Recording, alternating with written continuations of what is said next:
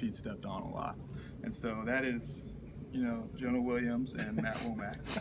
Which one is which? I don't know. I've been stepped on so many times that sometimes you lose track.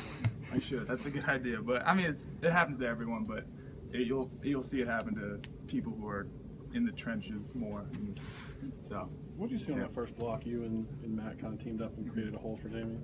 Right. Well, whenever we heard Coach Dable call that play, we both obviously got really excited because it was a chance for us to establish our identity and kind of create this physical attitude right off the gate. So obviously we were really excited about that play, and we've repped it so many times in practice, and it worked out exactly like we thought it was going to. And then the rest was just up to Damien seeing it and making a great cut, and obviously he did, and great first play. So it helped set the tone for the whole game.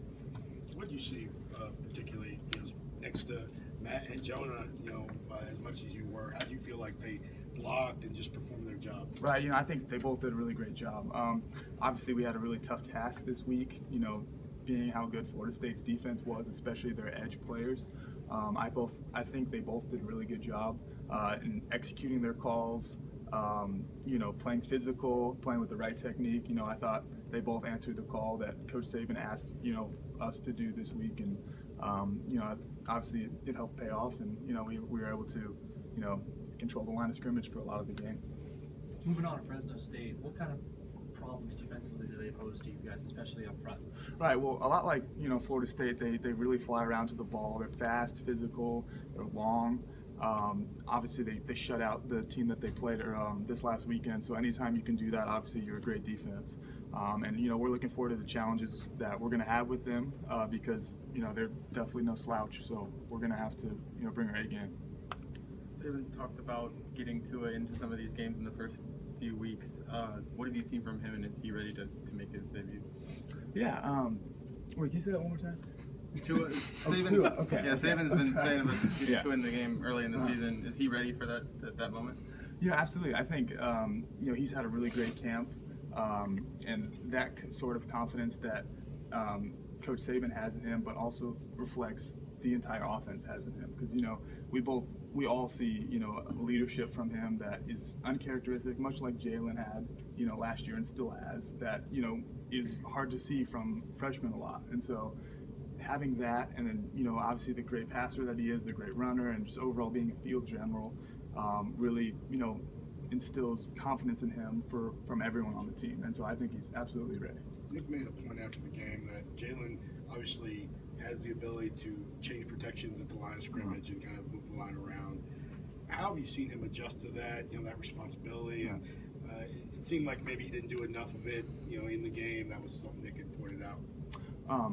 Anytime that you play such a complex defense like Florida State has, there's a lot of moving parts. They play multiple fronts. That is something that poses a great challenge, and that's something that we prepared for a lot. And Jalen was able to execute it, a lot of the night, and it's something that's a true testament to how much his knowledge of the game has increased. Because, you see NFL quarterbacks doing that all the time, and him being able to do that is an indicator of how much he's grown as a football player. And so, putting us in the right situations really helped us, have a chance to be successful. Is that new responsibility with Brian? Is that something he's brought into the system? Right. I think, he's given him some freedom, to see that if you don't like this pressure, or if you think that our numbers aren't favorable on this side, check the play, because the offensive coordinator can only do so much, because you think you have a great play called, and all of a sudden they line up over there, and the quarterback has to be able to see that and change the play, in which Jalen is doing that, which has been great for offense. Hale, Coach, they came in from the Patriots where he coached tight ends, and I think a lot of people maybe expected tight ends to be targeted a lot. Maybe Florida State thought that too and took it away, but what was your feeling about, I guess, no tight end was targeted? Right, that's totally fine with our tight end group. It might not seem like it, but absolutely. We know that our job is first and foremost to block for the run and to block for passes, and we will catch the ball when we were called upon.